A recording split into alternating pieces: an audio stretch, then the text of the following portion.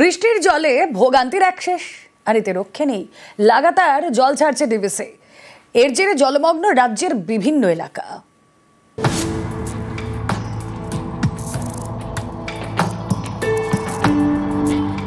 গত কয়েকদিন ধরে টানা বৃষ্টি হয়েছে দক্ষিণবঙ্গে। এতে জায়গায় জায়গায় জমা জল। দোসর দামোদর ভ্যালি কর্পোরেশন লাগাতার জল ছাড়ছে। বৃহস্পতিবার 55,000 কিউসেক জল ছাড়া হয়েছে। এর মধ্যে পাঞ্চেত থেকে 37,000 কিউসেক এবং মাইথন থেকে 18,000 কিউসেক জল ছাড়া হয়েছে। ডিভিসি ছাড়া জলে রূপনারায়ণ ও মুন্ডেশ্বরী ফুলে ফেপে উঠেছে। নদীর জল গ্রামে, জলমগ্ন হুগলির খানাকুলের নানা জায়গা। মারোখানা হাই স্কুলের ভেতরে জল। হাঁটু অবধি যেটা আছে হাঁটু অবধি জলটা উঠেছে। তার সাথে যেটা আছে এইখানে একটু জলে যাওয়ার জন্য আসার জন্য এটা স্যারও বললেন ডকায় দিয়ে লোকে মেনলি দরকারটা ছিল সেটা আমরা করে দিচ্ছি। এই যে এখানে আমাদের রিলিফ ক্যাম্প শেল্টার যেটা মেনলি যারা এম্বাঙ্কমেন্টের উপরে বাঁধের উপরে থাকে তাদেরকে আমরা ওইখান থেকে সরতে বলেছি। হুগলির হরিপাল, এখানকার প্রায় 30 বিঘা চাষের জমিতে জল। দীর্ঘদিন ডিভিসি জল ছাড়লেই আমাদের জমি মাঠ সব বুড়ে সমুদ্র হয়ে যায়, চাষ সব নষ্ট হয়ে যায়। কি করে কি আমরা চাষবাস করব? এবার আমাদের তো এই মাঠের কোনো নিকাশি নেই, সমস্যাটা এইখানে। অনেক চাষি যারা রয়েছে সেখানেও কিছুটা অনেকটা হয়তো জমি সেটা হয়েছে, তো সেটাও আমরা দেখছি কতটা কি তাদের ক্ষতি বা কি হয়েছে সেটাও আমরা দেখছি। সেটাও এগ্রিকালচার ডিপার্টমেন্টের সাথে তাদের সাথেও আমরা কনস্ট্যান্ট লিয়াজোতে রেখেছি। হাওড়ার উদয়নারায়ণপুর, এখানে ডিভিসি ছাড়া জলে ফুঁসছে দামোদর, তাই আগে ভাগে বাঁধ মেরামতি শুরু করেছে সেচ দপ্তর। বিভিন্ন পয়েন্টে ভেঙেছিল, মাঝে মধ্যেই সেই বাঁধের ওপর কিছুটা প্রেসার এসেছিল, তারই পরিপ্রেক্ষিতে আবার কিছুটা ড্যামেজ হয়েছিল। এমতো অবস্থায় জোর কদমে কাজ কিন্তু চলছে। পশ্চিম মেদিনীপুরের ঘাটালপুর এলাকার প্রায় 10টি জায়গা জলমগ্ন। বৃষ্টিতে জল বাড়ছে শিলাবতী এবং ঝুমি নদীর। মাইকিং করে সতর্ক করছে জেলা প্রশাসন।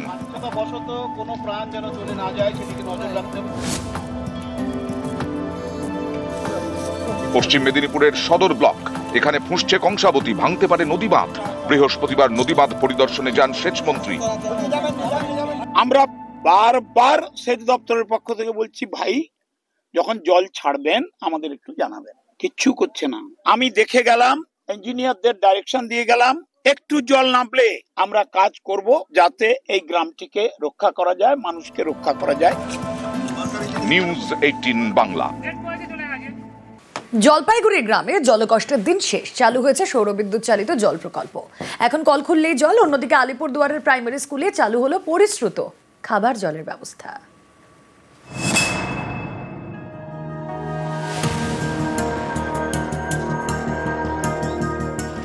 জলপাইগুড়ির নগর বেরুবাড়ি গ্রাম পঞ্চায়েত, এখানকার অমরখানা গ্রামে খাবার জল নিয়ে ভোগান্তির দিন শেষ। চালু হয়েছে সৌরবিদ্যুৎ চালিত জল প্রকল্প। নগর বেরুবাড়ির অমরখানা, বছর দুয়েক আগে এখানে পিএইচির জলের পাইপলাইন ফেটে যায়।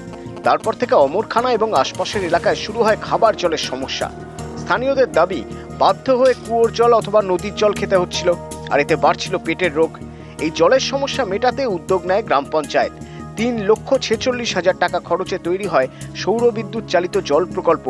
বসানো হয় ট্যাঙ্ক। এখন কল খুললেই জল। 3,46,000 টাকার স্কিম, এটা পঞ্চায়েত তরফ থেকে দেওয়া হয়। তাতে এলাকাবাসী 100-এর উপর লোক এখানে জল পাচ্ছে এবং জলটা স্বচ্ছ এবং ভালো। জলটা পাচ্ছি মোটামুটি যাতে আমরা চলছে। আগে খুব কষ্টে ছিলাম, জল পাইছিলাম না। মাঝখানে জল ওই কুয়ার জল খেয়ে আমাদের পেটে একটু অসুখ হয়েছিল। তারপরে এই জলটা প্রশাসন থেকে ব্যবস্থা করে দিচ্ছি। 500-র উপরে পরিবার, ওরা তো সবাই কলের জল কুয়ার জল খাইতো। আমি সরকারের কাছে আবেদন করছি, করার পর সোলারের ব্যবস্থা করছি। এখন জল পাইয়ে উপকৃত সবাই। আমি সরকারকে ধন্যবাদ জানাচ্ছি।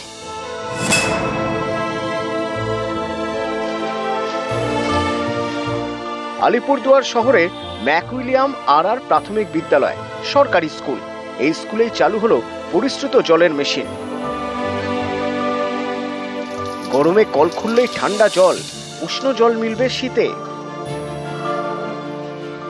আগে বাইরে থেকে জল নিয়ে আসতে হতো, গরমকালে হলে জলের অসুবিধা হতো। এখন ঠান্ডা জলের ট্যাপ এসেছে, সময় সময় জল ভরতে পারি আমরা। গরমকালে ঠান্ডা জল পাওয়া যায়, ঠান্ডাকালে গরম জলের ট্যাপও আছে। ম্যাকউইলিয়াম আর প্রাথমিক বিদ্যালয় আলিপুরদুয়ারের নাম করা স্কুল, পড়ুয়া প্রায় 400। এতদিন এই স্কুলে ছিল না পরিশ্রুত জলের ব্যবস্থা, ফলে পড়ুয়াদের ভরসা ছিল বাড়ি থেকে আনা বোতলের জল। এই সমস্যা মেটাতে উদ্যোগ নেয় স্কুল কর্তৃপক্ষ। কথা বলে আলিপুরদুয়ার পুরসভার সঙ্গে, স্কুলের জলের সংযোগ দেওয়া হয়। এরপর স্থানীয় ব্যবসায়ী সমিতি এবং স্কুল ফান্ডের টাকায় প্রায় 2 লক্ষ টাকা খরচ করে কেনা হয় মেশিন। সেই মেশিনের সাহায্যে পরিশ্রুত জল মিলছে। স্কুল কর্তৃপক্ষ পড়ুয়াদের জন্য নিয়ম করেছে, এবার থেকে ফাঁকা বোতল আনলেই হবে, বইতে হবে না জল। একদিকে পিউরিফাইড ওয়াটার হচ্ছে, আরেকদিকে ঠান্ডা জল পাচ্ছে এই গরমে। তাতে চোখে মুখেও জল দেওয়া বলুন, গরমের ক্লান্তি ভাব কাটানো এবং তৃষ্ণা মেটানো দুটোই সম্ভব হচ্ছে এবং বাচ্চারা খুব খুশি। সেই প্রচণ্ড গরম ছিল, বাচ্চাকে আসতে দেয় নাই, জল খাওয়ার সমস্যা ছিল, জল খাইতে পারে নাই সেই গরম। পরে ঠান্ডা জল আসলো, এখন বাচ্চাদেরকে পাঠাইতেছি, একটু ভালো হয়েছে, সুস্থ হয়েছে। জলপাইগুড়ি থেকে শান্তনু কর, আলিপুরদুয়ার থেকে রাজকুমার কর্মকার, নিউজ 18 বাংলা।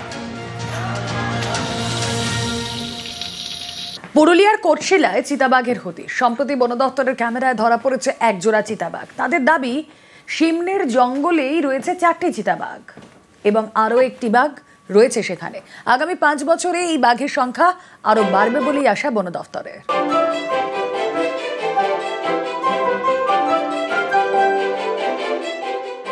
পুরুলিয়ার কোটশিলার শিমলিপাল জঙ্গল, বন দপ্তরের ক্যামেরায় জঙ্গলে ধরা পড়েছে 2টি চিতাবাঘের ছবি। পাহাড় জঙ্গলে ঘেরা সিমনি।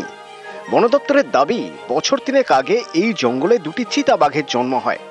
এখন তারা বড় হয়েছে, সব মিলিয়ে তাদের সংখ্যা 4। এছাড়াও আরও একটি বাঘের হদিশ মিলেছে। বছর 2-3 আগে ওখানে ছোট কিছু পায়ের ছাপে আমাদের মনে হয়েছিল যে ওখানে বাচ্চা চিতাবাঘ আছে। এখন আমরা যেটা দেখছি যে বাচ্চাগুলি বড় হয়েছে, তাদের বাবা মা আছে এবং আরেকটি নতুন পায়ের ছাপ আমরা পাচ্ছি। সব মিলিয়ে সংখ্যাটা 5 বলে আমরা আশাবাদী। আগামী 5 বছরের মধ্যে আপনারা কিন্তু পুরুলিয়ার টাইগারের রেগুলার মুভমেন্ট বা প্রেজেন্স কিন্তু সাক্ষী হবেন। পুরুলিয়ায় বান্দোয়ান, অযোধ্যা, বাঘমুন্ডি পাহাড় আর জঙ্গল ঘেরা। বন দপ্তরের দাবি, এই পরিবেশ বাঘের জন্য আদর্শ। লোকজনের তেমন যাতায়াত নেই, নিরিবিলি। পাহাড়ের গুহায় থাকারও জায়গা রয়েছে। এই পরিবেশের জন্য গত বছরের ডিসেম্বরে ওড়িশা থেকে বান্দোয়ানে ঢুকে পড়ে বাঘিনী জিনাত। তাকে ধরতে নাকানি চোবানি খেতে হয়,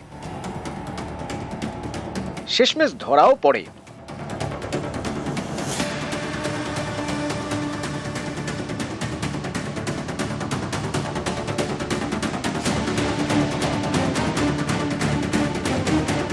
পুরুলিয়া বাঘেদের যে আদর্শ বাসস্থান হতে পারে তা কিন্তু জিনাত এসেই আমাদের প্রমাণ করে দিয়ে গেছে। তাহলে পুরুলিয়ার যে বন, সেখানে বাঘেদের উপযুক্ত খাবার রয়েছে, পরিবেশ রয়েছে। অন্যান্য আশেপাশের যে জায়গাগুলো থেকে তারা আসছে, হয়তো মাইগ্রেট করে মধ্যপ্রদেশ, উড়িষ্যা থেকে যখন আসছে, সেখানে পরিবেশের সঙ্গে পুরুলিয়ার পরিবেশে কিন্তু এখন পার্থক্য আছে। বাঘের সংখ্যা ভালো, যথেষ্ট ভালো, কারণ বাঘ তো এখন নেই বললেই চলে। লেপার্ডের তো প্রায় নেই, তাও দেখা যাচ্ছে আমাদের পুরুলিয়াতে, খুবই ভালো। আর এগুলোকে সংরক্ষণও দরকার আছে, কেন লেপার্ড তো দেখা যায় না আজকাল। আর যেহেতু লেপার্ড পুরুলিয়াতে পাওয়া যাচ্ছে, এগুলো সংরক্ষণ অবশ্যই দরকার।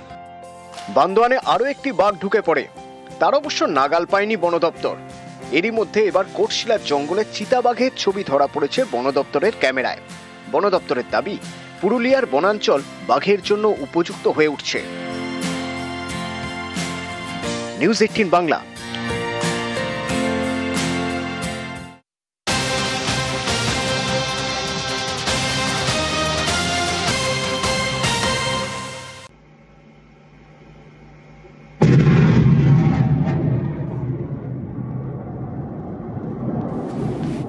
প্রতিরক্ষায় আত্মনির্ভর ভারতের মাইলস্টোন। আকাশ প্রাইম মিসাইলের সফল পরীক্ষা। সমুদ্রপৃষ্ঠ থেকে 15,000 ফিট উচ্চতায় এই পরীক্ষা। লাদাখের আকাশে আকাশ প্রাইম মিসাইলের সাফল্য। দ্রুত গতির 2টি ড্রোনে নিখুঁত আঘাত আকাশ প্রাইমের। আকাশ মিসাইলেই অপারেশন সিঁদুরে পাকিস্তানকে জব্দ ভারতের।